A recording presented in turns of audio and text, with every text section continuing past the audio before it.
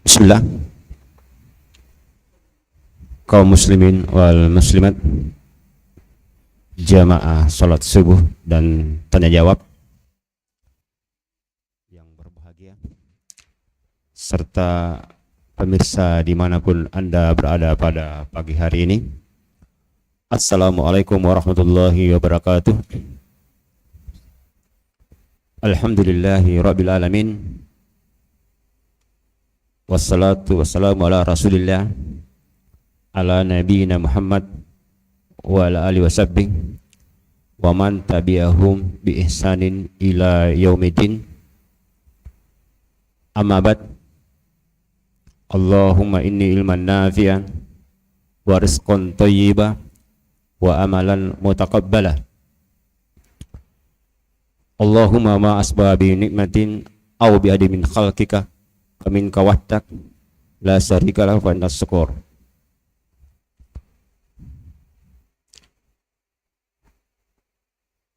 Man salaka tariqan yaltamisu fihi ilman sahhalallahu lahu bihi tariqan ilal jannah.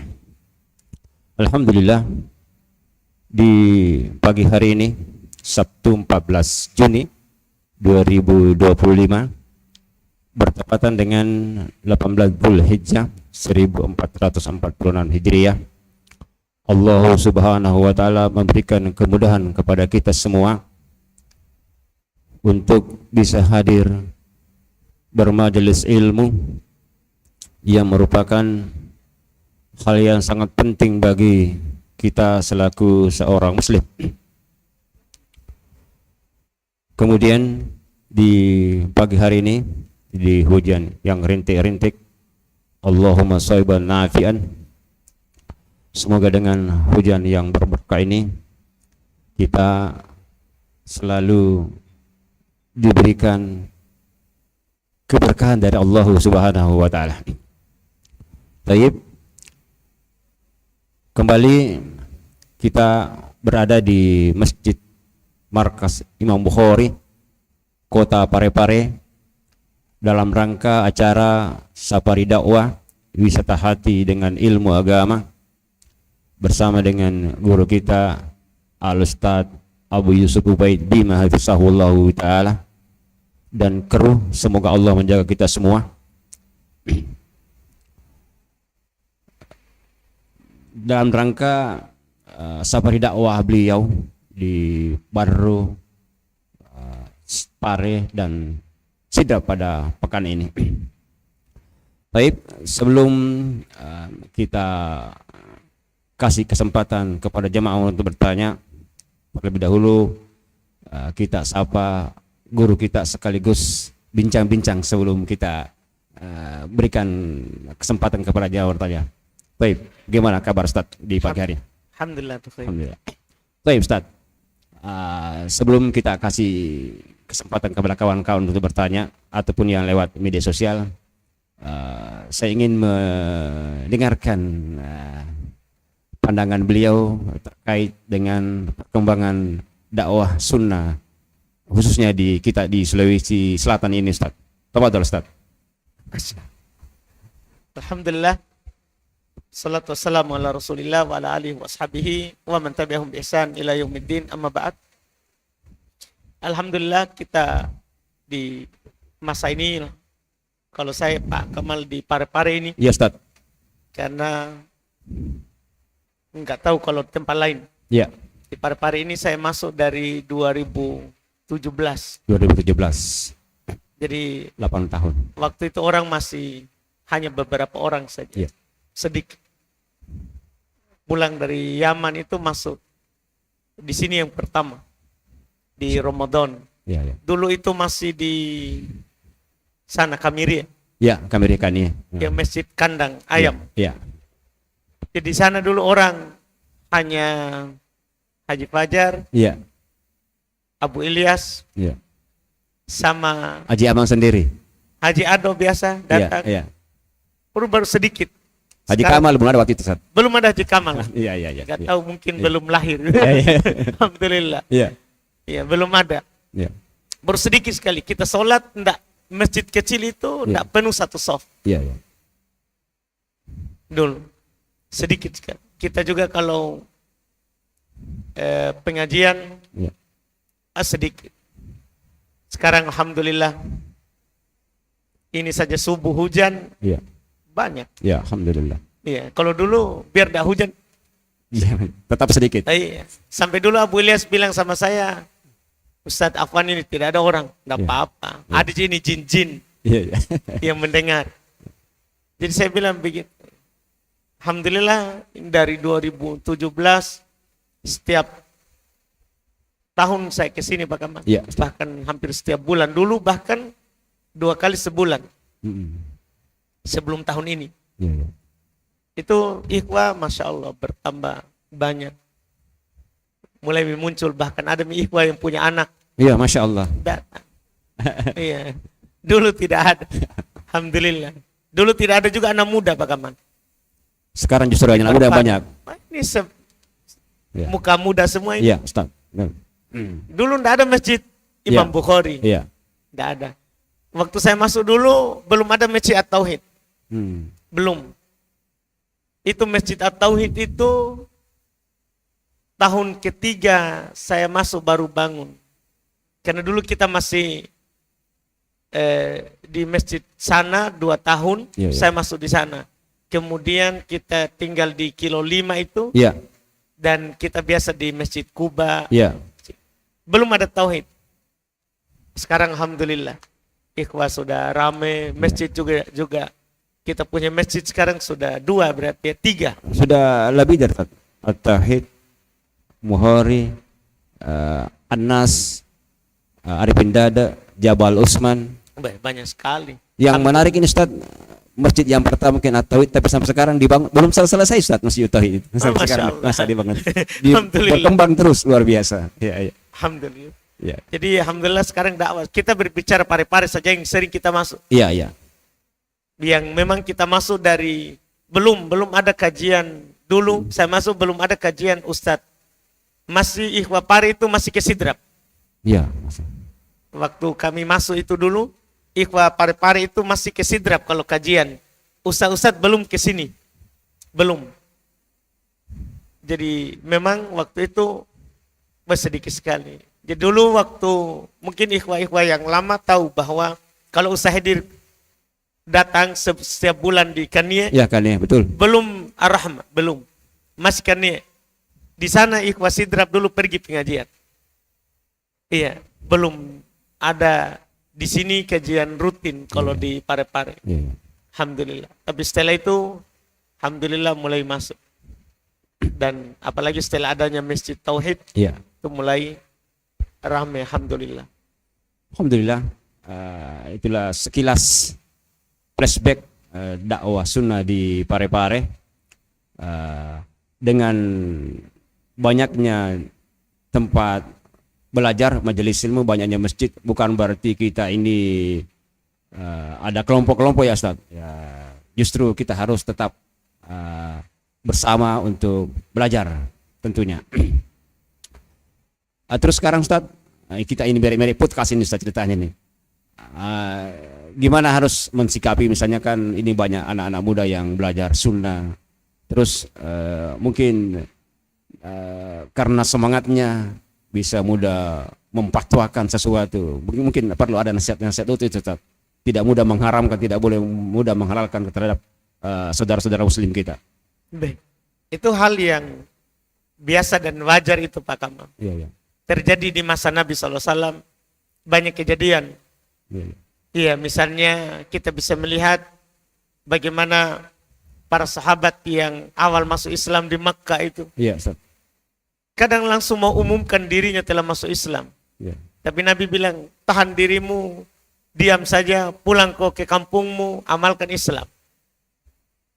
Demikian pula di Madinah, ketika Mu'ad bin Jabal, dia hafal banyak Quran, Iya. dia imam di masjid kaumnya dengan baca panjang, Nabi tegur. Itu hal biasa. Memang semangat kita di awal itu tentunya yaitu hal yang dipuji. Hanya saja kita tentunya kalau bersemangat, alhamdulillah, tentunya kata Nabi zadakallahu hirson, semoga Allah menambah semangatmu, tapi kita harus pikirkan mana yang maslahat, mana yang mudarat. Iya, kalau memang kita melakukan sesuatu itu menimbulkan mudarat, maka tidak apa-apa kita tunda dulu maslahatnya. Tunda dulu kebaikan yang kita ingin capai. Kalau akan memunculkan mudarat yang lebih besar. Mudarat yang lebih besar. Karena daf'ul mudar muqaddam ala jalbi manfa'ah. Menolak bahaya itu lebih dikedepankan daripada mendapatkan manfaat. Misalnya kalau kita mau praktekkan sunnah, akan menimbulkan banyak kekacauan, banyak mudarat, maka tidak apa-apa kita tahan dulu untuk melakukannya.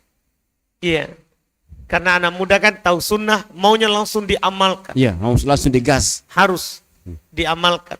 Iya, tapi harus kita perhatikan ucapan Nabi Shallallahu Alaihi Wasallam untuk melakukan lemah lembut kepada orang yang belum tahu, untuk lemah lembut kepada orang yang belum mengetahuinya. Wallahualam. Baik, alhamdulillah. Suasana sudah semakin nyaman dengan hujan. Jangan sampai jamaah tertidur. Sebelum saya ke peserta yang hadir, kita mulai buka pertanyaan Ustaz.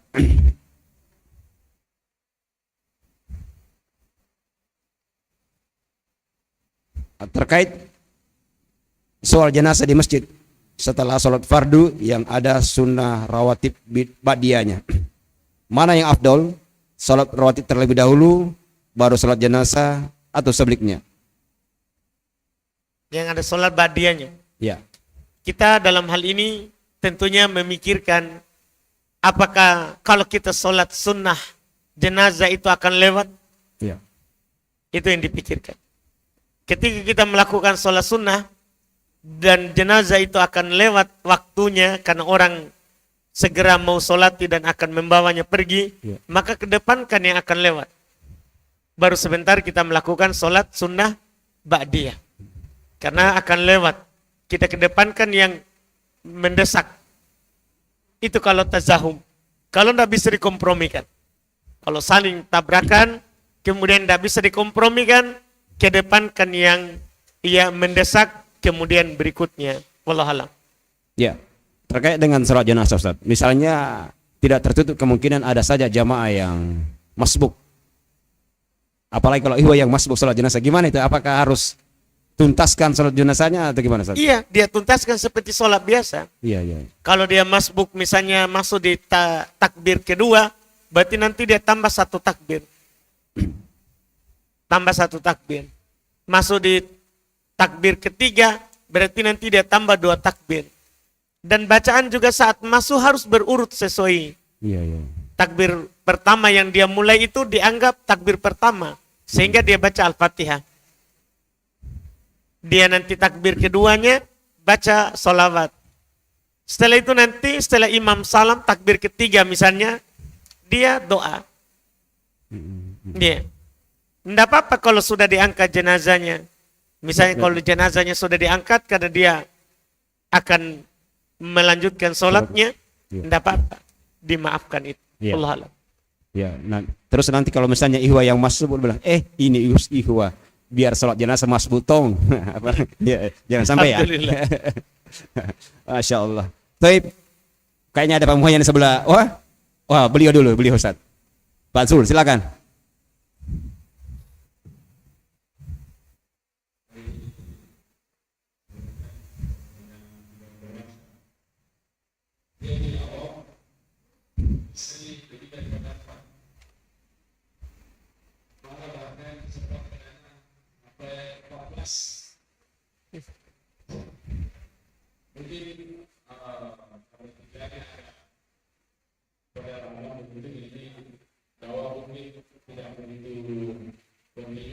Bersamaan itu 14, tidak ada yang diceraikan.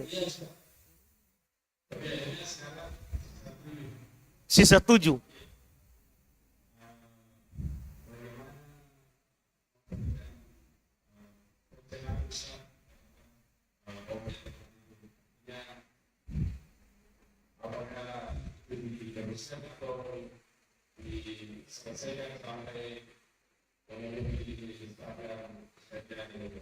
Enggak. Jadi dia itu cuma dimubahkan, kita nasihatkan kepadanya, dimubahkan hanya sampai 4. Allah berfirman, "Fankihu ma taba lakum minan nisa matna wa thulatha wa ruba'." Nikahi apa yang baik dari kalian, ya, apa yang baik menurut kalian dari perempuan. 2, 3, 4. Tidak boleh melewati itu. Maka dia harus pilih.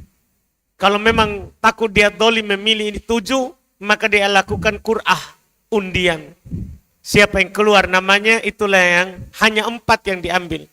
Tidak boleh lebih dari 4. Harus dia tinggalkan sisanya. Harus dia tinggalkan sisanya. Tidak boleh lebih dari 4. Nasihat ini.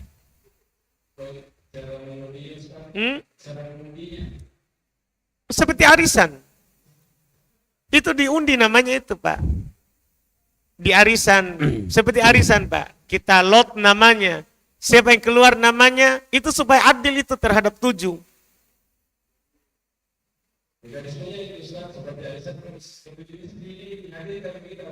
Iya, namanya, Pak, namanya. Harus dikasih tahu supaya dia tidak merasa didolimi. Berarti dihadirkan semua, Iya, dihadirkan. Iya, Kayak kita rapat itu hadir jadi kok. dihadirkan, paling tidak dikasih tahu. Kasih tahu bahwa ternyata tidak boleh lebih dari 4. Saya salah sebelumnya. Kalau tidak zina itu sisanya.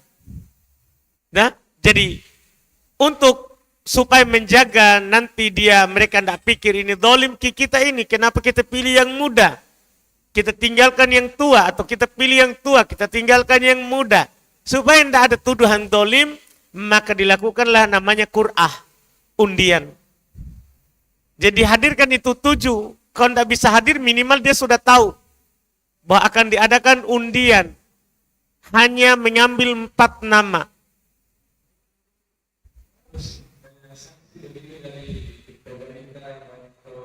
Tidak harus, Banda. Yang penting semuanya tahu. Tidak apa-apa, Pak. Hadir saja disaksikan, Pak.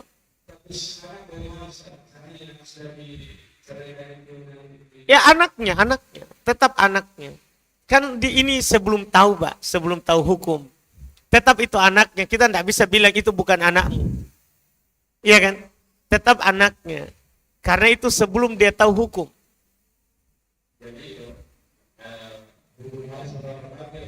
Kan anaknya, Pak, toh? Anaknya.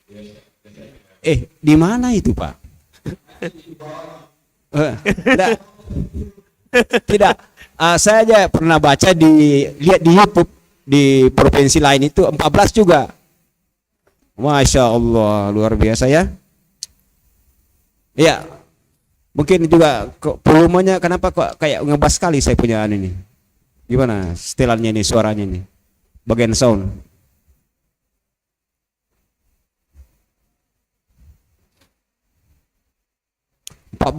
Ternyata ada juga di Parepare ya. Saya pikir di provinsi lain ada. Berarti orangnya sudah tua ya, pasti itu. Sudah tua orangnya. Wah, napas panas sekali lagi, Ustaz. Kita itu ya. Ayo, Taib silakan. Silakan. Yang bertanya, Ustaz. Ini ada titipan pertanyaan. Kebetulan 2 pertanyaan tapi beda maksud. Yang pertama, saya seorang ibu rumah tangga. Kadang kalau pulang kantor itu masuk waktu maghrib, Ustaz, di jalan. Kebetulan di Makassar ini posisinya. Ketika sampai di rumah sudah masuk Isya. Nah, apakah tetap bisa dijamak maghrib Isya atau cuma Isya saja? Dia di Makassar. Baik, pertama kita tanya dulu kepadanya. Apakah dia tidak bisa tadi mampir sholat maghrib? Ya harusnya dia mampir kalau bisa. Iya kan, tidak apa-apa. Mampir saja sholat di masjid kan, apalagi di Makassar semua masjid ada mukenanya, ada sarungnya di sekarang begitu Pak masjid. Iya, asalnya begitu, Ustaz. Sarungnya dia mampir. Karena ya, nanti ada udzur misalnya macet, tidak bisa dia keluar dari jalan itu, jalur itu, maka itu namanya udzur. Boleh nanti dia jamak sempurna. Apa Ustaz? Kebetulan dia sering itu bawa mobil Ustaz. Jadi kalau dia macet itu kadang di tengah-tengah jalan. Itu namanya udzur, Pak. Itu sudah masuk Ustaz. Makanya saya bilang tadi di awal, apakah dia tidak bisa mampir? Kan begitu, Pak. Kalau dia bisa mampir, tidak boleh, harus dia mampir. Harus dia mampir sholat maghrib. Iya. Sholat maghrib baru lanjutkan perjalanan. Tapi kalau misalnya ada keadaan itu tidak bisa mampir, tapi kan tidak selamanya begitu, Pak. Iya. Karena di Makassar juga tidak selamanya macet. Iya. Iya. Dan itu pun ada jalan-jalan tertentu saja. Jadi kalau memang takdirnya macet dan dia tidak bisa meminggir, misalnya tidak apa-apa. Dia sebentar jamak di waktu Isya. Dia sholat maghrib dulu 3 rakaat, baru Isya 4 rakaat. Iya Ustaz. Jazakallah khair. Lanjut pertanyaan kedua Ustaz. Kami punya warung makan. Ini alhamdulillah sudah berjalan kurang lebih 4 tahun. Dan ada beberapa cabang yang sudah terbuka juga di Parepare dan Makassar. Nah kemarin sempat ada Ustadz yang ini juga tanyakan kalau bisa rekomendasikan namanya ini diganti. Padahal ini sudah cukup meriah, sudah cukup laku juga. Dan katanya ini konotasi nama warungnya ini kurang bagus didengar katanya Ustadz. Saya sebut saja namanya Lahap Kalap. Nah ini katanya Ustadz kalau bisa diganti, cuman resikonya kalau diganti kemungkinan besar itu pelanggannya banyak yang tidak tahu karena yang terkenal ini yang nama pertama. Nah ini sudah buka beberapa cabang di Parepare dan Makassar. Bagaimana terkait ini Ustaz? Apakah tetap lanjut diganti dengan nama yang tadi dengan konotasinya katanya kurang bagus ini atau tetap cari nama yang lain? Udah Ustaz. Jadi ini kan sebenarnya la musyahah istilah itu dulu sebenarnya yang patut dipahami. Dalam masalah penamaan itu sebenarnya tidak perlu dikritik. Dalam masalah penamaan, kan orang hanya nama. Hanya nama. Kalau hanya nama itu tidak perlu dikritik. Iya, cuman dianjurkan untuk memberi nama dengan nama-nama yang baik begitu Pak. Istilahnya, jadi kalau Ustadz ada yang bilang bahwa bagus diganti, wajar. Memang kita ya ganti, dianjurkan ganti, bukan wajib ganti. Kalau dianjurkan ganti ya ganti kalau kita mau. Iya, tapi kalau itu hanya sekedar nama, tidak ada masalah. Cuman rasa takut tadi itu lari pelanggan, seakan itu yang masalah kalau saya, Pak. Kalau saya lebih ke situ. Kalau saya lebih ke masalah itu. Takut kalau ganti nama, lari pelanggan, kita jatuh di syirik kecil. Karena seakan-akan yang membuat pelanggan itu datang adalah nama. Syirik kecil itu, kita meyakini sebab. Tidak boleh kita bilang begitu. Iya, sebagai orang yang membuka usaha, tidak boleh bersandar kepada sebab. Dia harus bersandar kepada yang menjadikan itu sebab. Sebagai sebab, yaitu Allah Subhanahu wa ta'ala. Tidak boleh kita bersandar kepada sebab. Jadi kalaupun dia ganti nama, pelanggan akan datang. Karena yang mendatangkan pelanggan yang pertama, itu yang di langit. Bukan itu nama. Bukan itu nama. Jadi itu saja dia tidak perlu pikirkan itu. Dia mau ganti dengan 10 nama pun, kalau memang ditakdirkan bahwa pelanggannya akan datang, orang akan cari. Tanpa nama pun orang akan cari. Ada teman Pak, punya usaha. Sudah lama dan bagus sekali. Saya bilang, kenapa kita tidak pakai nama saja itu usaha tak? Bagus itu Ustaz. Tidak apa-apa tidak pakai nama. Jadi dia tidak punya nama, tapi usahanya laris. Jadi begitu, jangan sampai kita meyakini bahwa nama inilah yang mendatangkan ini pelanggan. Kalau saya fokusnya ke situ, bahkan itu masalah dalam keyakinan tak. Masalah nama tidak masalah sebenarnya, tidak ada masalah. Tapi kalau kita ganti, ya dengan nama yang lebih bagus, keluar dari hal-hal yang konotasinya tidak bagus, lebih bagus. Tapi sebenarnya walaupun kita kasih nama jelek sekali, tidak ada masalah. Iya, iya. Iya, kita kasih nama Warukta, Abata, tidak ada masalah itu. Walaupun tidak ada artinya, kan begitu? Iya. Walaupun tidak ada artinya, tidak ada masalah sebenarnya di nama. Cuman kalau kita ya memberi nama yang bagus, kan bagus juga. Yang ada istilahnya arah ke makna jelek. Seperti misalnya mie setan. Itu kan maksudnya. Jadi itu tidak ada ke nama lain. Iya. Itu nama-nama dihindari namanya. Tapi kalau itu hanya istilah ini mie. Cuman dia namakan supaya orang tertarik saja. Itu kan nama itu hanya sekedar supaya orang melihat. Branding. Itu hanya sekedar mau dilihat saja. Bahkan di Pare-Pare ini Ustaz, ada toko namanya tanpa nama. Berarti namanya toko tanpa nama. Itu namanya.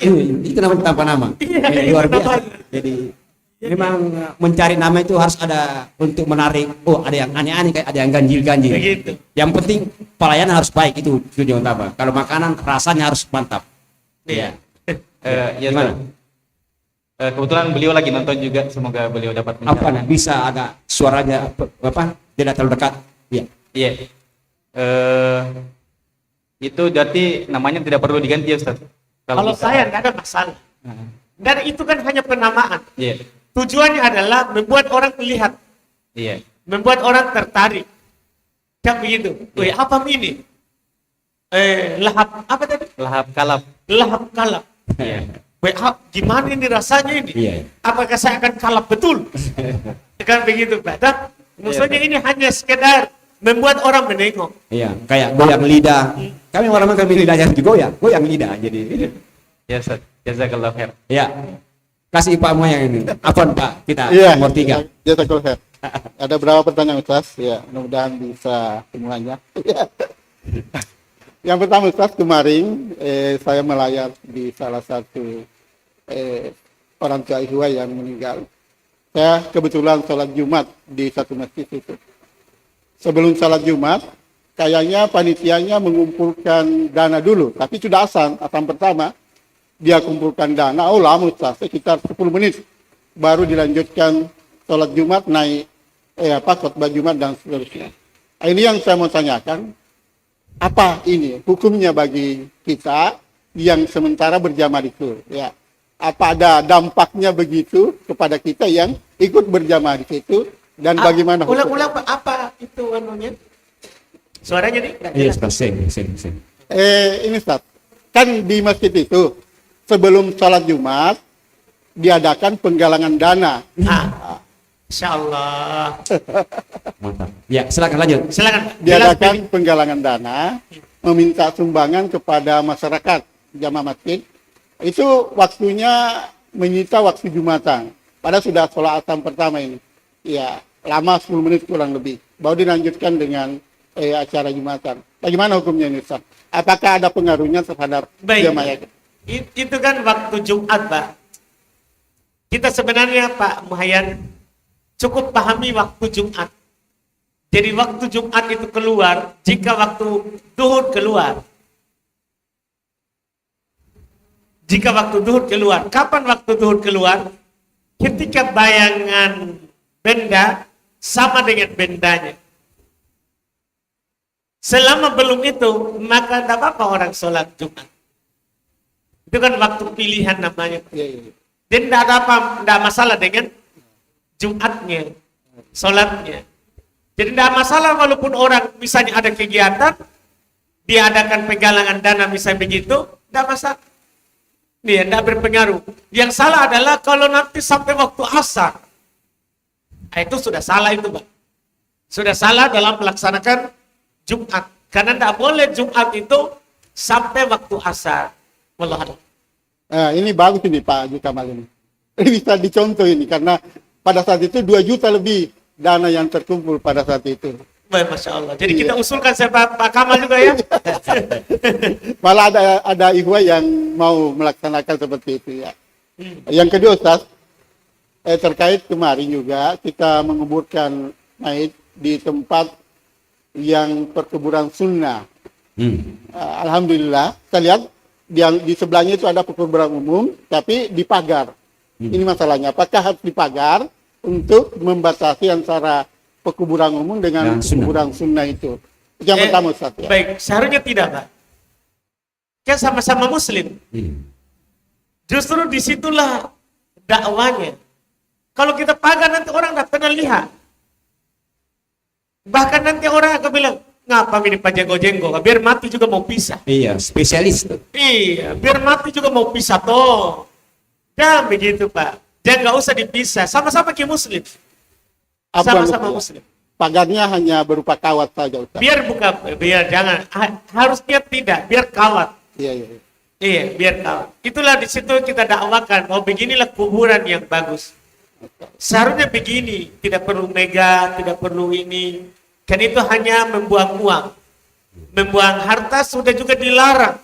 Kita dilarang mengkapuri, mencet, menulis. Semuanya dilakukan di sana. Baik. Ya, ini juga, Ustaz.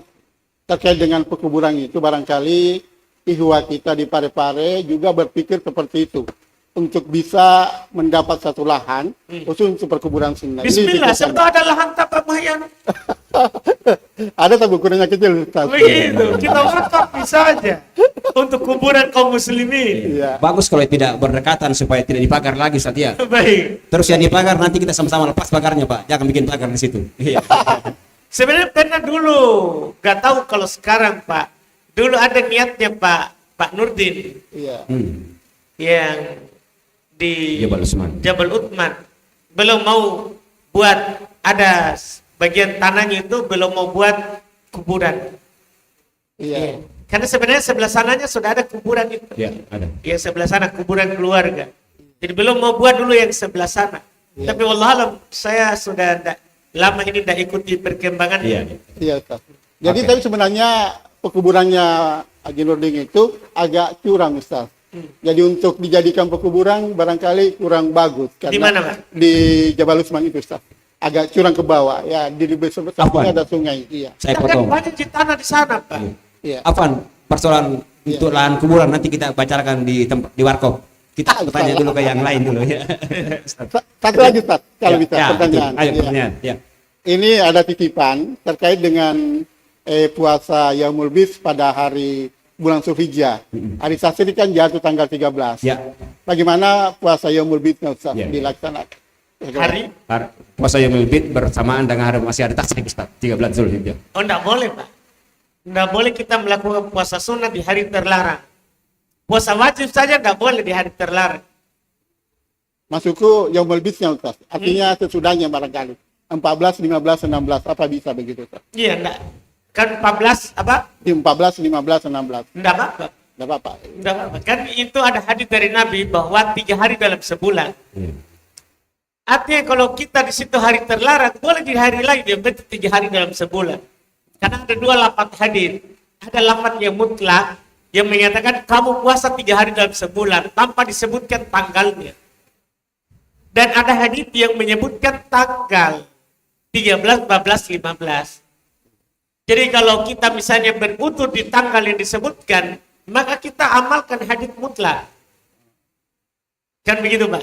Kan kita beramal dengan hadis mutlak dan hadis muqayyad yang ada tanggalnya. Tapi kalau tidak bisa, kita amalkan yang pertama.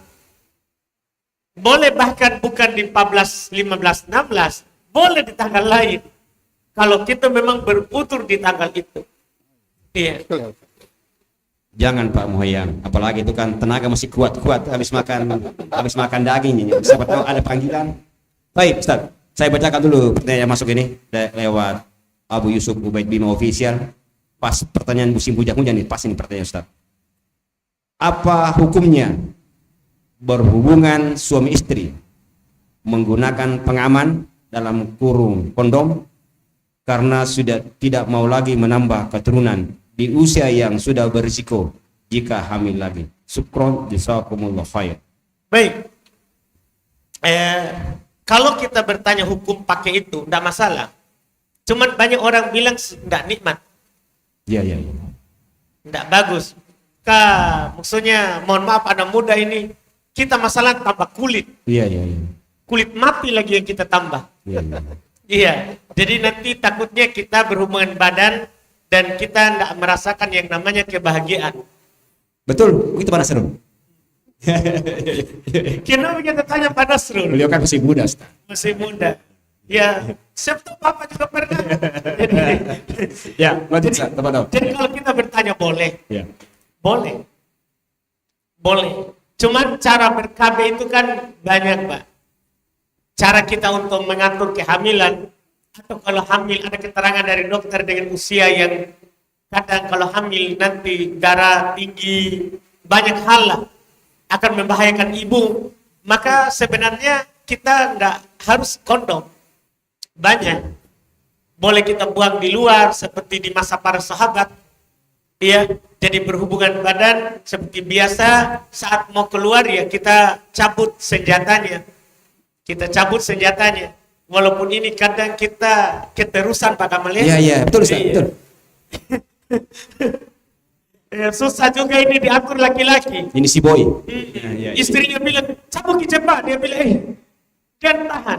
Ya ini kan masalah juga. Iya, iya. Maka sekarang juga kan zaman sudah canggih Pak Kamal. Iya. Sekarang sudah ada KB yang juga pemerintah. Bahkan sekarang sudah ada KB untuk laki-laki Pak Kamal.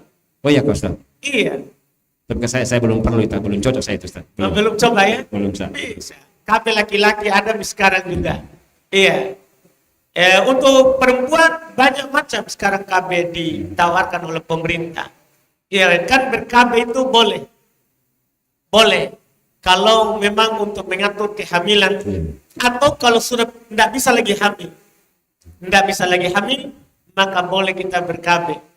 Boleh kita ber-KB. Dibolehkan. Para sahabat dulu mereka ber-KB alami. Untuk mengatur kehamilan. Kata Jabir, kunna na'zil wal Qur'an yanzil. Dulu kami melakukan buang di luar. Kalau berhubungan badan. Quran turun, artinya apa yang kami lakukan itu tidak dilarang oleh Al-Quran. Sehingga dengan dalil ini boleh ber-KB. Boleh ber-KB. Iya, karena masalah yang disebutkan di masa kita sekarang ini itu terjadi juga di masa sahabat. Masalah tidak bisa mengurus anak atau istri, tidak bisa kalau hamilnya berturut-turut. Itu kan sama semua ilahnya, sama semua sebabnya. Alhamdulillah. Wallahualam. Ya, taib. Sebenarnya ada solusinya, cuma biasanya kan banyak orang tidak suka.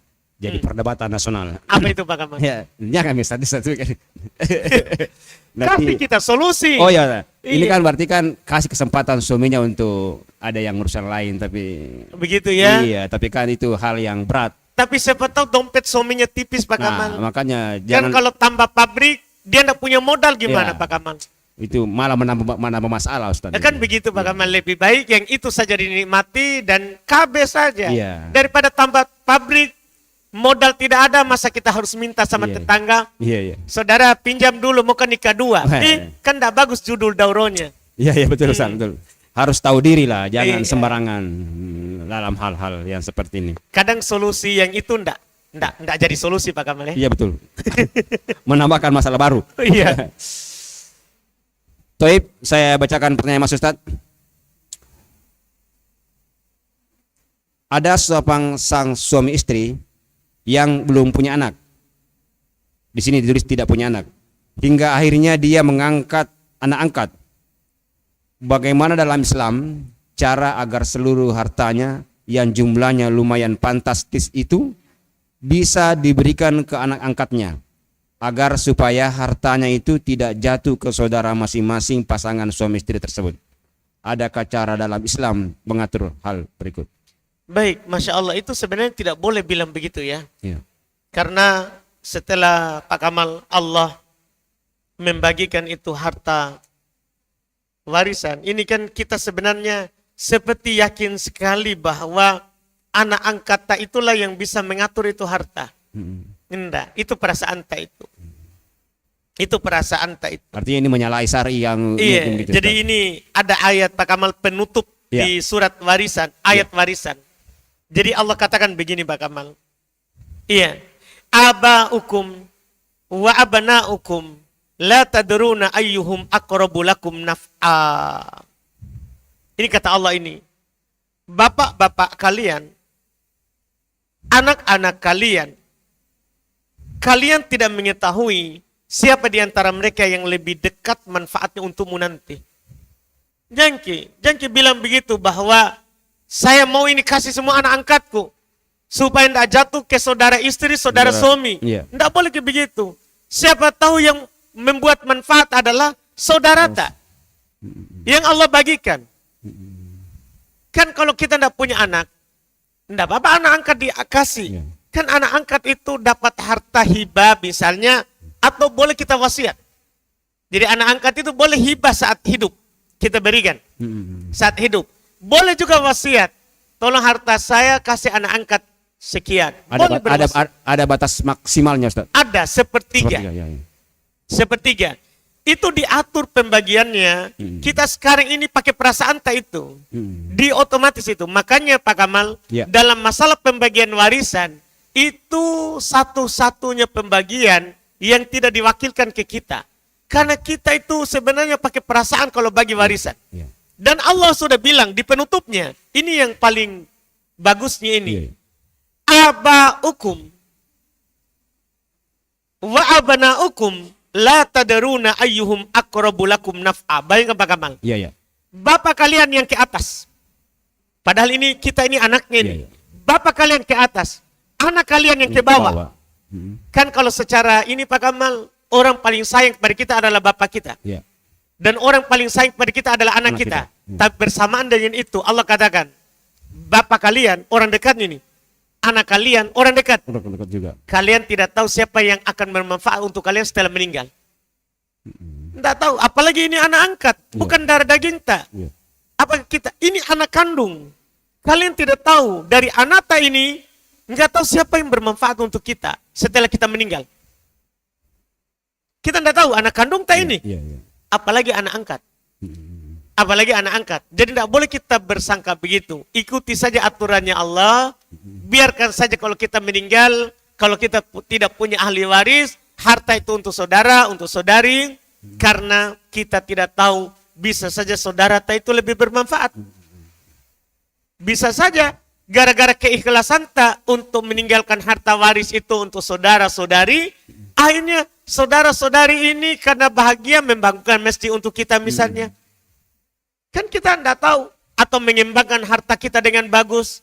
Kan kita tidak tahu Pak Kamal. Ini jelas, ini bagus. Firman Allah Subhanahu wa taala ini, kalian tidak tahu siapa yang paling dekat manfaatnya untuk kalian.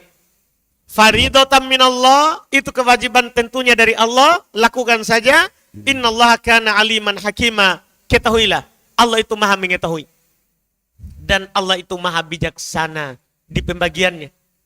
Tidak ada yang dirugikan. Tidak ada yang dirugikan. Karena Allah yang tahu ini. Allah yang titipkan kepada kita harta. Dan Allah sudah tentukan siapa yang akan dapat. Allah semua yang tahu itu. Allah bijaksana di situ. Iya, ini tadi pakai perasaan pasti itu Pak Kamal. Pakai perasaan. Kita yakin sekali bahwa yang paling bermanfaat adalah anak angkat. Belum tentu. Belum tentu. Jalankan saja sesuai dengan apa yang Allah aturkan. Insya Allah itu akan lebih baik. Wallahualam. Baik, alhamdulillah. Semoga yang bertanya ini mendengarkan. Baik, mana pertanyaan dalam bentuk kertas dari belakang mungkin, atau tidak ada orang di belakang hijab. Biasanya ada pertanyaannya itu. Lupa tadi diumumkan. Ditunggu pertanyaan tak. Baik, silakan Pak. Ya, dari belakang ditunggu pertanyaannya. Bismillah, izin bertanya Ustaz. Terkait muamalah. Akhir-akhir ini yang belakangan kemarin sempat agak agak viral mengenai naik turunnya harga emas. Kemudian ada beberapa lembaga yang kemudian melakukan beberapa variasi dalam penjualan dan pembelian emas. Salah satunya adalah penjualan mengenai online. Apakah di syariat dimungkinkan hal ini? Dengan kata lain, lembaga itu atau badan itu melakukan semisal ada Dropbox atau sistem perwakilan gitu Ustaz. Jadi intinya apakah penjualan atau jual beli emas melalui online itu dimungkinkan dalam syariat? Jadi intinya adalah kata Nabi Shallallahu Alaihi Wasallam, idza ikhtalafat, ini hadis Bukhari Muslim. Jadi Pak, di hadis Bukhari Muslim itu ada aturan untuk jual emas dengan emas, emas dengan rupiah. Kata Nabi, ad-dhahab bidhahab, yadan biyadan, sawaan bisawa. 2 syarat Pak. Kalau kita mau tukar emas dengan emas, 2 syaratnya. Kontan, cash di tempat, ya tangan ke tangan. Dan sama nilainya, 1 gram dengan 1 gram. Dan langsung, ini emasku, ini emasmu. Itu kalau emas dengan emas Pak. Kalau beda gimana? Maka kata Nabi, wa idza talafatil ajnas fabi'u kaifa syi'tum idza kana yadan biyadin. Kalau beda jenis, kita mau beli emas dengan uang rupiah. Itu namanya beda jenis, Pak. Kalau beda jenis, maka silakan lakukan transaksi jual beli bagaimanapun, tidak harus sama. Tidak harus ditimbang itu uang tak berapa gram, Dengan emasnya. emasnya berapa gram. Tidak. Silakan kalian lakukan transaksi bagaimanapun tawar-menawarnya, yang penting tangan ke tangan. Sehingga Pak, tidak boleh online. Karena kan dipersyaratkan, kasih uang tak, dia kasih emasnya. Itu namanya tangan ke tangan. Tidak boleh diakhirkan. Kalau diakhirkan walaupun sejam, 2 jam, sehari, 2 hari, masuk di riba nasi'ah. Masuk di riba nasi'ah Pak. Tidak dibolehkan. Jadi emas, intinya Pak, ingat. Syaratnya takobut kalau beda. Syaratnya adalah tangan ke tangan. Kapan tidak tangan ke tangan? Riba nasi'ah. Kalau emas dengan emas, kalau ada penambahan emas lama dengan emas baru, riba fadl. Riba fadl Pak. Jadi harus sama tangan ke tangan. Kalau emas dengan emas. Kalau kapan beda nilainya, maka riba fadl. Kalau tidak tangan ke tangan, maka riba nasi'ah. Begitu Pak. Tidak diperbolehkan dalam syariat emas jual online. Itu sistemnya kemudian di ketika membeli. Jadi ada kejadian seperti ini Ustaz, waktu COVID itu. Lembaga ini kemudian kan beberapa punya pelanggan di luar dari areanya dia. Kemudian kan yang transaksinya itu melalui ya mungkin online. Kemudian dia sistemnya membuat sistem Dropbox. Begitu transfer uang, emas fisiknya itu langsung ada di Dropbox-nya dan bisa di view bahwa ada emasnya gitu. Dia pakai Siapa yang dia kasih? itu dia, lembaga itu mempunyai, jadi yang beli itu melihat bahwa Dropbox-nya itu ada. Itu akal-akal Pak. Iya. Jadi kan, itu kan jelas Pak.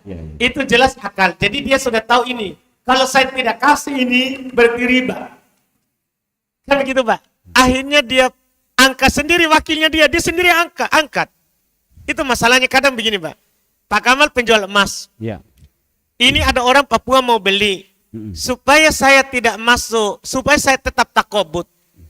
Maka dia ini akad wakil saya. Setelah akad sama pihak sana, dia kasihlah saya. Iya. Dia sendiri angkat. Yang angkat itu wakil. Tidak boleh harusnya pihak di sana yang bilang, saya tunjuk ini wakilku mau ke situ. Nah. Kasih uangnya. Kasih uangnya dan langsung kasih emasnya. Yang mau beli Ustaz, Iya. Ustaz, saya tunjukkan misalnya Pak Kamal jadi wakil saya gitu. Iya, kita kirim uangnya ke Pak Kamal Iya, Pak. mungkin kan itu ya Ustaz ya? Iya, itu namanya wakilkan. Dan saya langsung ambil emasnya. Langsung ambil emasnya. Bukan dititip seperti tadi Pak. Itu cuma dititipkan bahwa sudah tidak tangan. Nah itu masalah. Enggak, harus memang kita yang tunjuk Pak Kamal. Tolong ambil, pergi beli emas di Ubaid. Ada yang saya suka. Jadi kita sudah hanya memilih emas yang kita suka. Baru kita kirimlah ke wakil tak. Tolong pergi belikan saya yang ini. Kita kirim uangnya ke Pak Kamal. Akhirnya dia pergi bayar. Iya. Dan dia ambil. Kan boleh Pak jual beli wakil. Jual beli yang menggunakan wakil.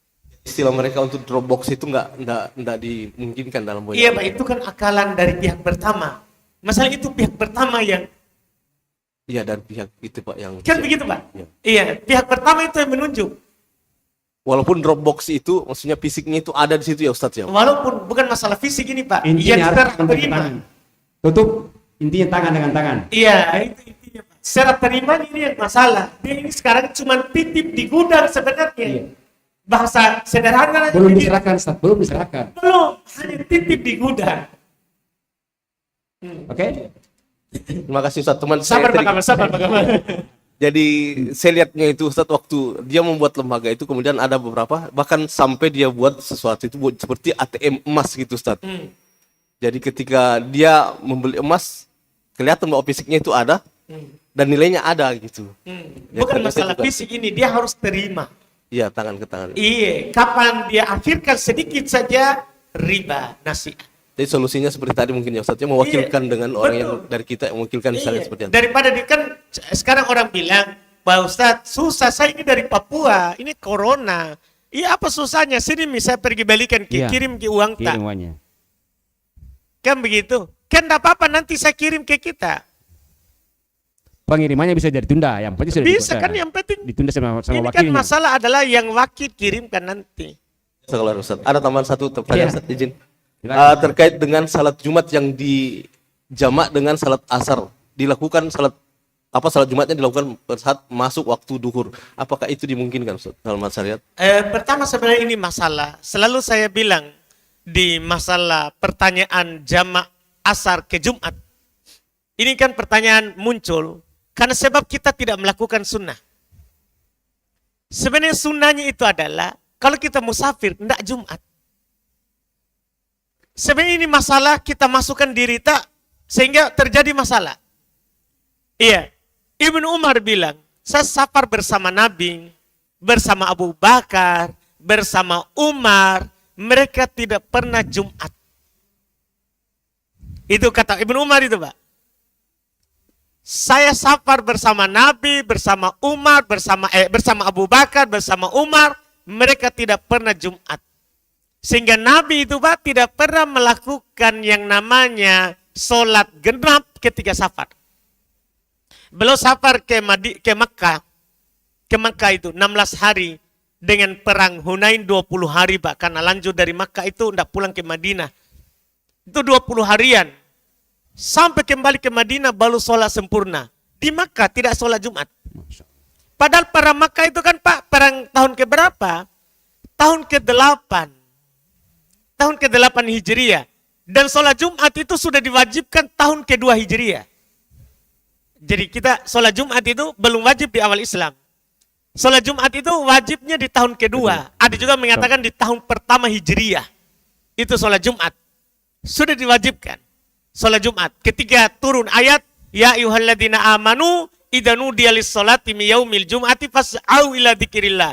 Turun ayat ini ayat Madaniyah. Ini ayat Madaniyah, ayat turun di Madinah. Diwajibkanlah Jumat. Diwajibkanlah apa? Jumat. Tahun ke-8 dipastikan sudah wajib Jumat. Nabi tidak Jumat Pak di Makkah.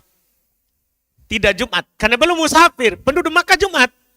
Tapi Nabi tidak. Nabi tidak. Jadi semua safarnya Nabi tidak Jumat. Sehingga sebenarnya kita ini kalau musafir jangan Jumat. Supaya sebentar kita sholat duhur, jamak pakai asar. Tidak ada silang pendapat. Di situ. Ketika kita pergi juga sholat Jumat, inilah nanti kita masukkan diri di silang pendapat. Ketika kita masuk sholat Jumat, maka kita akan memasukkan diri di silang pendapat.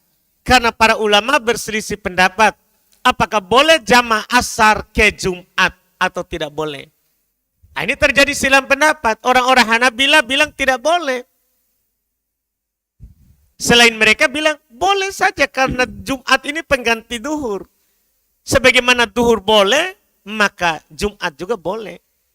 Dan itu pendapat yang kuat. Itu pendapat yang kuat Pak. Seperti itu. Yang jelas sebenarnya ini khilaf. Jadi ada yang mengatakan tidak boleh. Akan ada orang yang mengatakan pada kita tidak boleh. Karena memang khilaf.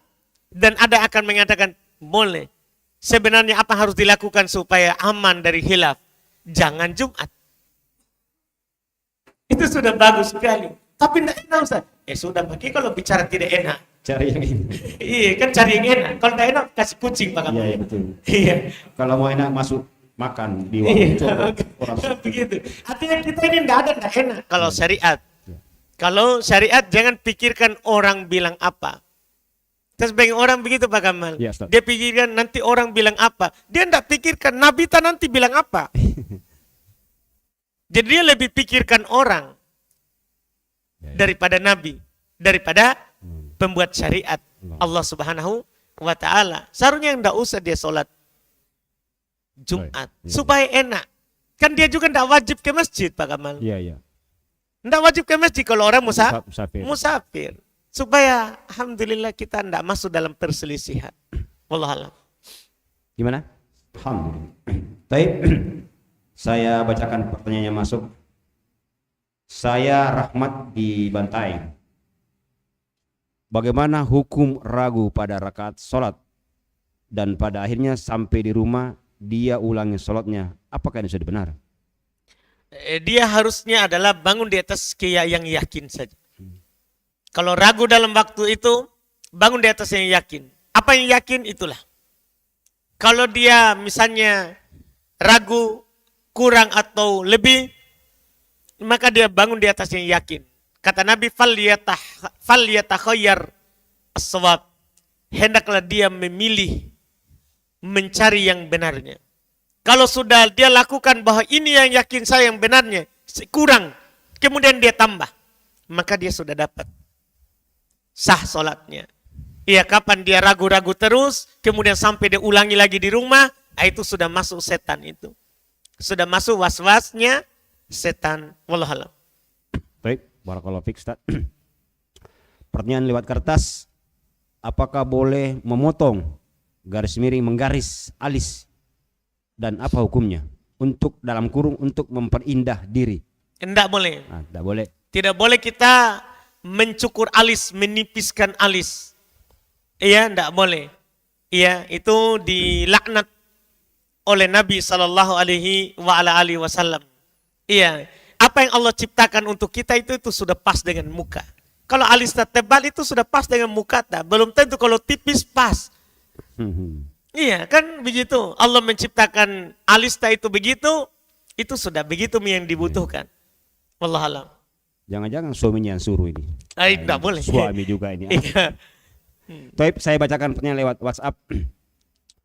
Kami memiliki usaha yang berada di dalam lingkungan padat penduduk dan tidak ada tempat lain yang kami punya untuk usaha. Tapi usaha kami ini menimbulkan aroma kurang sedap dan suara bising. Apakah ini termasuk zolim kepada tetangga? Izin dulu. Yang penting izin dulu. Iya, Jangan kita langsung bilang zolim. Iya, iya. Izin dulu. Kan pemerintah juga menetapkan begitu kan. Iya, iya. Kalau kita bangun rumah pasti ada izin di samping, depan, belakang. Kan begitu Pak. Sama juga. Kita juga kalau melakukan usaha dan itu terkait dengan orang lain, Iya, iya. maka kita izin. Kita izin ke tetangga. Kita izin ke tetangga. Kalau mereka izinkan, maka halal dan kita tidak zalim. Wallahualam. Iya, termasuk ini kawan-kawan yang mau membangun gedung walet misalnya, Betul. harus izin ke tetangganya, itu jangan sembarang bangun. Ya. Iya, nanti suara waletnya mengganggu tetangga. Apalagi 24 jam on. Nah, begitu Pak Kamal. Ya. Baik, gimana jamaah yang hadir? Ada yang bertanya? Sebelum saya baca pertanyaan lagi. Baik, saya baca pertanyaan yang masuk lewat kertas lagi. Apa hukum memakai barang orang yang kita tidak tahu siapa yang punya dikarenakan barang itu sudah lama disimpan Di situ. Nggak tahu disimpan di mana ini, maksudnya mungkin dia dapat barang yang tidak ditahu, akhirnya dia pakai karena mungkin dia sendiri yang saya baca ulang. Kalau memang itu adalah masuk dalam luqatah barang temuan, maka dilihat. Kalau barang temuan itu biasanya orang akan cari kembali, maka kita simpan, umumkan. Kita umumkan selama setahun. Kalau tidak datang, maka kita boleh pakai. Tapi kalau barang itu biasanya orang tidak cari kembali kalau hilang, maka tidak apa-apa kita langsung pakai. Tidak mengapa kita langsung pakai. Wallahualam. Baik, saya baca lagi pertanyaan yang masuk lewat Abu Yusuf Ubaid Bima Official. Apa ini pertanyaannya? Izin bertanya, Ustadz, jika ada suami yang meminta izin untuk titik-titik untuk berpoligami dan istri menolak, apakah ini bentuk kedurhakaan kepada suami? Tidak, itu tidak masuk bentuk kedurhakaan. Iya. Kita mau tekan istri tak ini ya, Pak Kamal ya? Iya, itu bukan durhaka. Iya, jangan sampai nanti kita jadikan jawaban saya untuk menekan istri tak. Durhaka ki itu, durhaka ki. Iya. Iya, enggak. Tidak durhaka. Karena kalau kita bilang durhaka, berarti Nabi salah. Karena Nabi dalam hadits riwayat Imam Al-Bukhari, waktu Ali mau menikah, poligami, ada yang ditawarkan dari anak suku untuk Ali nikahi, maka Nabi larang. Itu menyakiti saya. Apa yang menyakiti anakku, yaitu Fatimah, itu menyakiti saya. Kalau itu adalah bentuk kedurhakaan, maka salah kita. Karena poligami itu hukumnya mubah. Mubah itu kita mau atau tidak apa-apa Pak Kamal. Misalnya ini kue Pak Kamal tadi, ada orang datang tawarkan kue pengurus. Pak Kamal tolak. Apakah masalah bagi kita? Tidak lah. Tidak, kenapa? Apa hukumnya itu makan kue tadi? Boleh, Ustaz. Mubah. Begitu Pak. Jadi hukum poligami itu mubah. Hukum poligami itu mubah. Karena fankihu ma tobalakum minan nisa, nikahilah apa yang baik bagi kalian dari perempuan, 2, 3 atau 4. Ini kata Syekh Ibnu Utsaimin perintah mubah, bukan perintah sunnah, bukan perintah wajib, tapi mubah. Jadi kalau menolak tidak masalah. Kalau dia menolak tidak masalah. Iya, kan begitu Pak Kamal. Iya. Jadi jangan bilang durhaka kau ini, durhaka kau, dosa kau itu. Kamu larang istrimu, suamimu poligami. Tidak durhaka. Kan itu adalah hal yang mubah. Tidak apa-apa ditolak. Iya. Kalau memang kita tahu diri tak. Iya. Misalnya kita memang ini istri Pak Kamal, siap terus Ji. Iya. Ketika suaminya butuh. Siap terus. Iya, dan dia mengatakan bahwa saya enggak bisa terima itu karena saya mungkin dia enggak bisa diduakan, cemburunya tinggi, malah nanti saya akan minta cerai, saya enggak tahan diduakan. Enggak masalah, dia yang tahu dirinya itu. Dia yang tahu bagaimana dirinya, perasaannya. Enggak masalah itu. Iya. Apa Ustaz? Ini ada sudah semakin panas ini. Apakah berdosa jika istri meminta cerai? Jika dia tahu suaminya punya niat berpoligami, dihantam kembali ini. Baru punya niat ya? Iya. Janganlah, baru punya niat Pak Kamal. Masa belum tentu dilakukan. Berdamai saja dulu. Iya. Ya bilang saja sama suaminya, Pak, mau berapa kali sehari? Daripada cerai ki. Baru suami tak niat, baru suami tak berdoa, kita sudah minta cerai. Akhirnya berdoa, Pak Kamal takut. Keras kehidupan ini. Keras kehidupan ini. Iya. Jadi jangan baru laki-laki hal wajar itu memang mereka memang begitu. Apalagi sudah tahu ada janda. Selesai masalah. Iya. Laki-laki itu begitu. Ada ayatnya itu Pak Kamal. Memang laki-laki itu suka sebut kalau ada janda. Iya. Ustaz Salman, siapa tahu itu ayatnya. Hati-hati Ustaz. Iya. Ada ayatnya itu saya pernah baca di surah Al-Baqarah. Di surah Al-Baqarah. Jadi ini juga ilmu Pak Kamal bagi para akhwat. Para istri, kalau suaminya sebut janda itu memang hal wajar. Jangan langsung naik. Jangan langsung naik tensi. Pelan-pelan, Iya, langsung di sliding tackle ya. Iya. Ya, ini saya kasih kifaedah. Iya. Ini ada ayat yang saya pernah dapat Pak Kamal di surah Al-Baqarah 235. Ini. Iya. Jadi Allah katakan begini. Masalah ini konteks ayatnya adalah janda ya. Orang yang sudah tidak punya suami lagi. Ya janda itu Ustaz. Tadi, iya, betul. Janda itu, janda itu. Jadi Allah katakan begini. Wala junaha alaikum fima aradtum bihi min khitbatin nisa. Tidak ada dosa bagi kalian untuk meminang wanita dengan sindiran. dengan sindiran. Ketika dia masih gini, ada orang ditinggal mati. Kan seharusnya dia masa idahnya berapa? 4 bulan 10 hari. Iya. Ada orang ditinggal cerai, masa idahnya kan 3 kali haid. Ketika kita pengen melamarnya ini, tidak masalah kalian melakukan meminangnya dengan cara sindiran. Misalnya Pak Kamal bilang, Iya, contohnya ini. contoh ini ya, Iya, walaupun tidak nyata ya. Iya, iya. Bapak takut sekali. Iya. Baik, Iya, iya, iya. Ibu live. Walau Ustaz. Mungkin lagi sibuk. Baik, ya. Jadi kalau Pak Kamal bilang begini, kalau sudah selesai kabari saya. Iya, iya, iya. Kalau sudah selesai masa idah kabari saya. Itu kan mengisyaratkan, ya saya akan datang. Kode-kode ini. Kode, Iya, boleh iya. kasih kode Pak Iya, Kamal? iya, iya. Boleh dikasih kode. Iya, kata Allah, au aknantum fi anfusikum. Atau kalian simpan saja di diri kalian. Kan ada orang bisa kasih kode. Hmm. Ada orang juga, kalau ku kasih kode ini meledak dunia. Iya, iya. Meledak ini. Apalagi sampai nanti ke kompi pertama Pak Kamal. Iya, iya, iya, iya. Gue sudah tahu nak kasih kode itu. Nah, kalau nggak bisa gitu Pak Kamal, lakukan ini yang kedua. Au aknantum fi anfusikum. Iya. Atau sembunyikan maki saja. Iya, iya, iya. Nggak harus kita Seperti yang bilang-bilang. sudah terjadi. Seperti yang sudah terjadi, ya, ya. Iya, begitu ya? Iya, iya, iya, iya, iya, iya. Boy, Bapak langsung tambah. Ini seperti yang biasa terjadi. Jadi, Iya, iya. itu biasa sama Bapak. Iya. Lanjut, Ustaz, lanjut. Lanjut. Iya.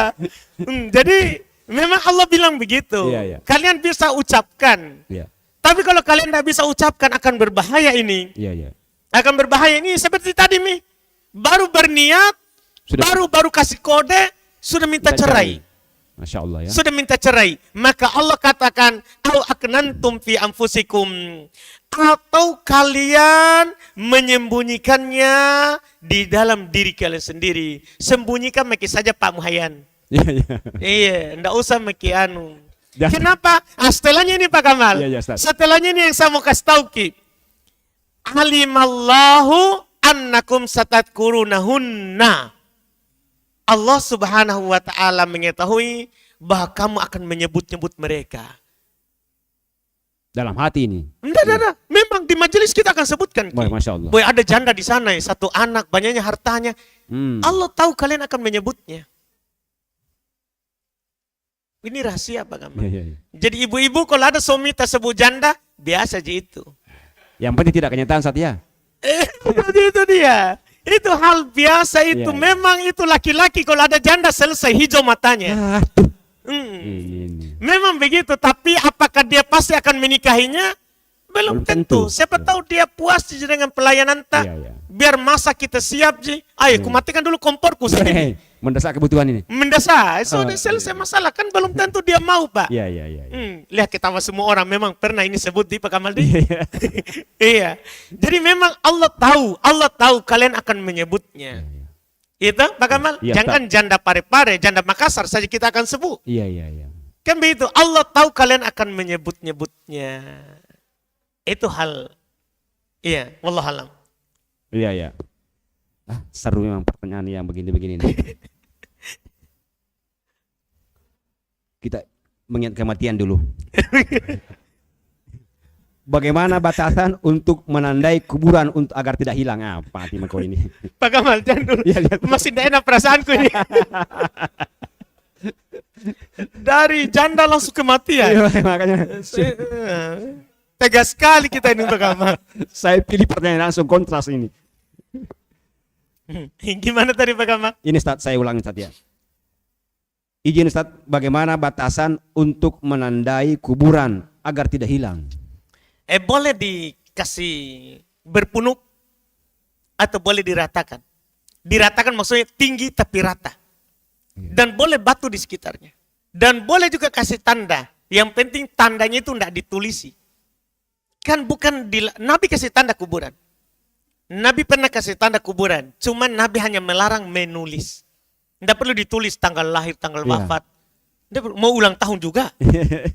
Tidak perlu ditulis. Kita dilarang untuk menulisnya.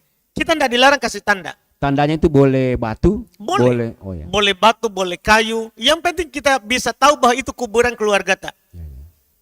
Boleh ditahan tanahnya. Pakai batu. Pakai batu di sekelilingnya. Boleh. Pokoknya boleh ditahan bagaimana tanahnya itu tidak longsor. Yang penting itu tadi. Dihindari yang namanya semen. Iya, wallahualam. Baik, saya bacakan pertanyaan masuk Ustaz.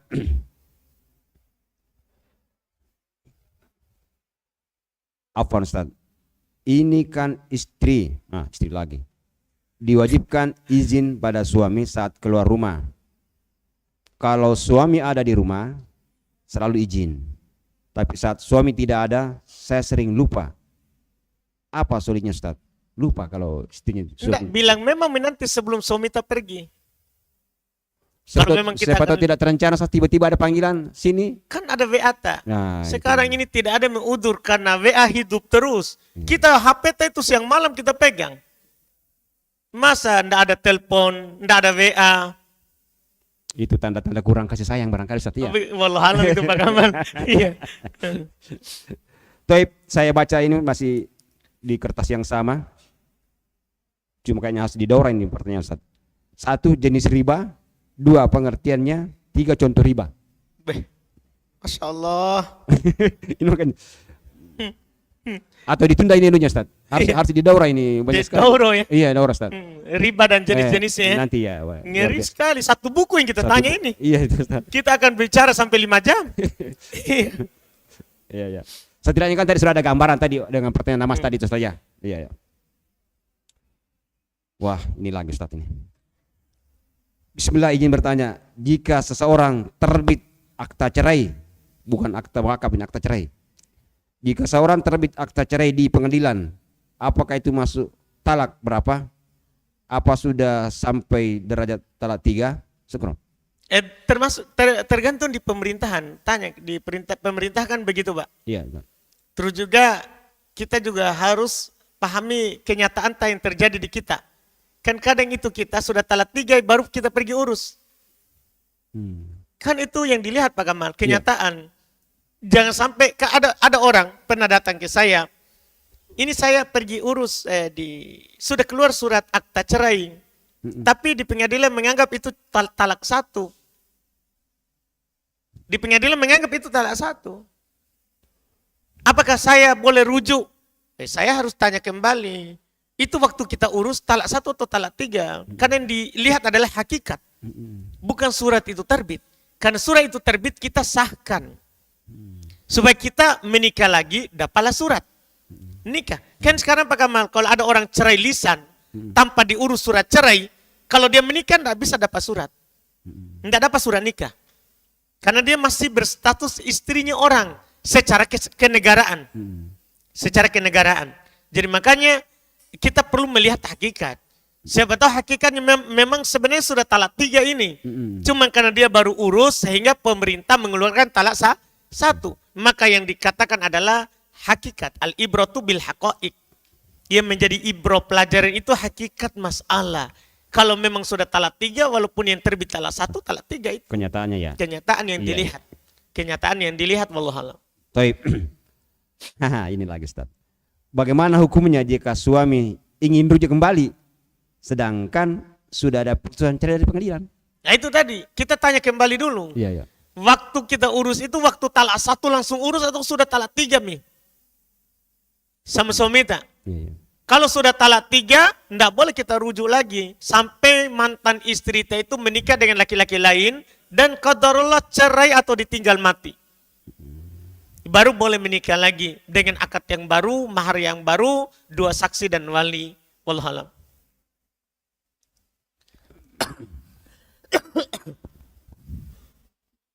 Silakan minum dulu Ustaz sampai saya ini pertanyaannya ini. Karena masih seru ini.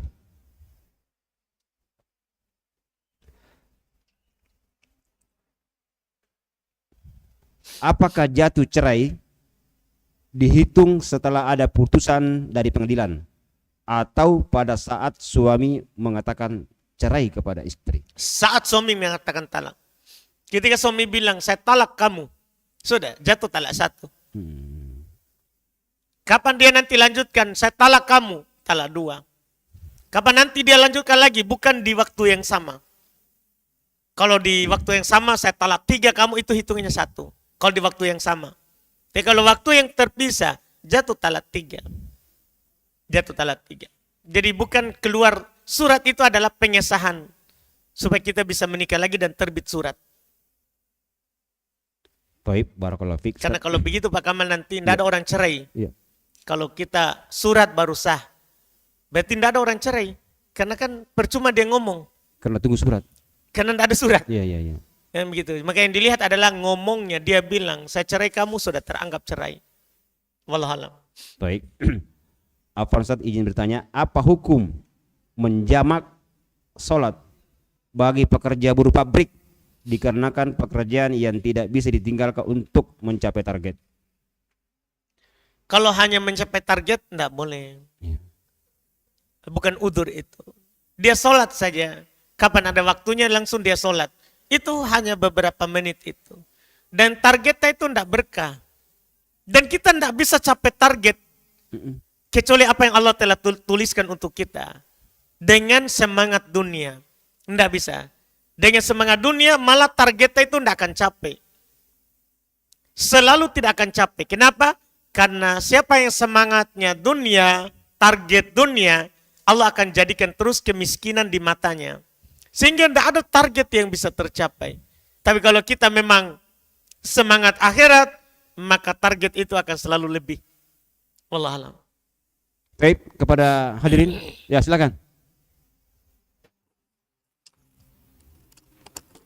Mungkin bisa Ustadz tadi lebih dijelaskan tentang talak itu Ustadz, karena biasa kami di kantor ada saja teman-teman yang bertanya, walaupun sebenarnya kami sudah anjurkan untuk bertanya. Kebetulan alhamdulillah kami di Parepare sudah ada seperti At-Tauhid, MAD, Masjid Muhammad Arifin Dade. Tapi pada saat itu mungkin bisa dijelaskan lebih ini tentang talak itu. Tadi kan Ustadz sudah sampaikan talak 1, terus kapan sebenarnya itu rujuk masih boleh dilakukan? Baik, Pak. Jadi talak 1 itu, kita diberikan waktu rujuk 3 kali haid. Kalau itu perempuan masih haid. Kalau perempuannya sudah tidak haid lagi, maka 3 bulan. Makanya Pak, di dalam syariat kita ini, talak 1, talak 2, istri tidak boleh diusir dari rumah. Supaya kalau kita rujuk, langsung kita panggil istri kita ke tempat tidur. Berhubungan badan, selesai.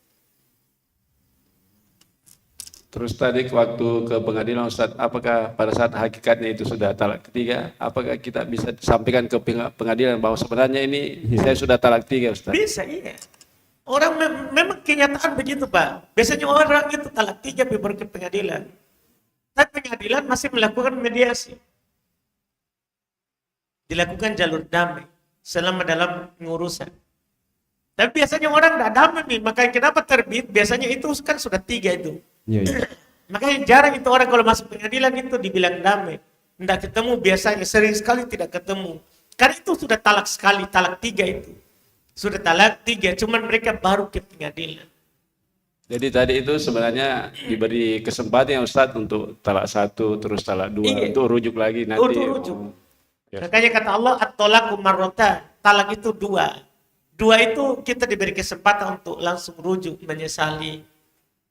Setelah itu adalah talak 3. Fa'imsakun bima'ruf au tasrihun bi ihsan. Kata Allah, tahan dengan baik atau kamu lepas dengan baik juga. Artinya urus nih. Jangan lepas dengan tidak bagus. Iya, tahan. Mau talak 3 ini, tahan dengan baik. Saya masih mau sama istriku. Atau lepas juga dengan baik. Jangan digantung statusnya. Begitu. Baik, tidak terasa sudah 1 jam lebih kita di sini.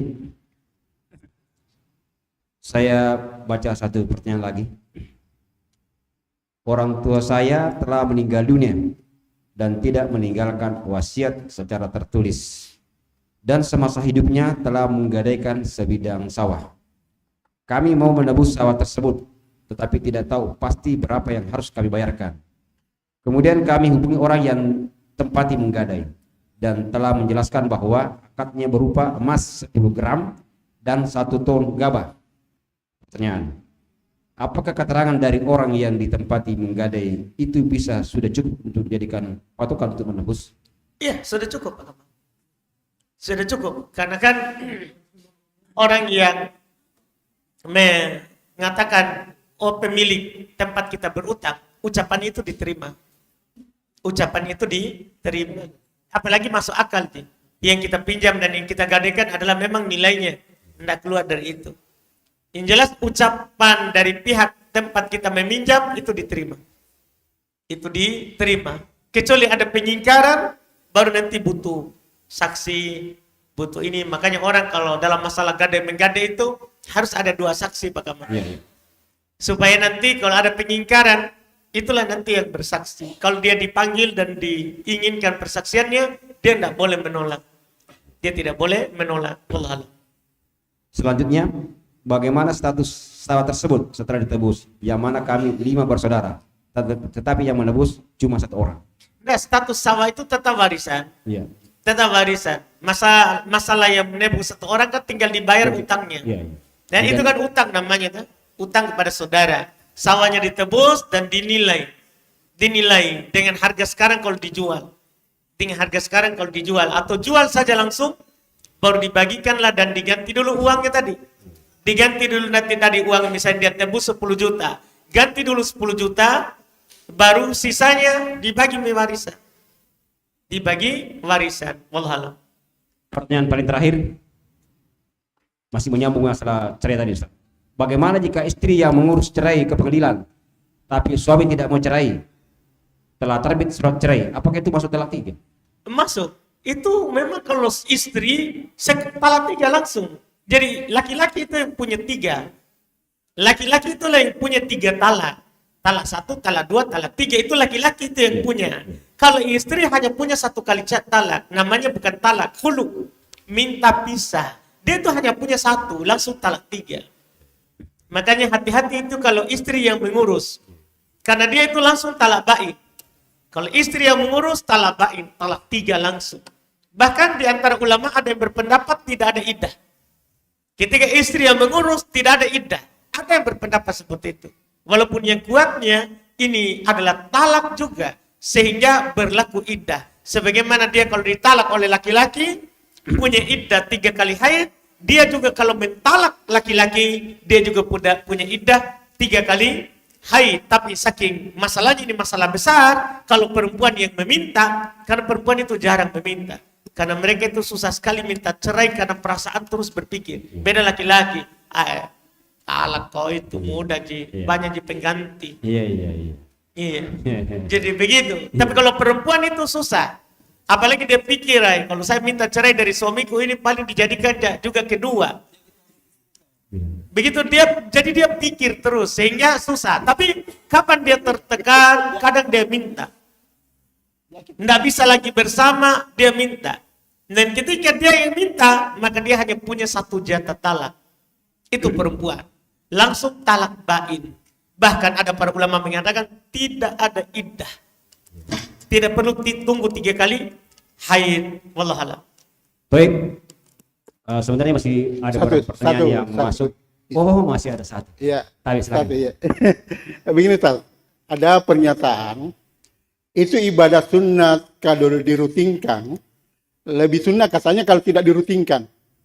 Jadi ibadah sunnah itu kalau tidak dirutinkan lebih sunnah daripada yang dirutinkan.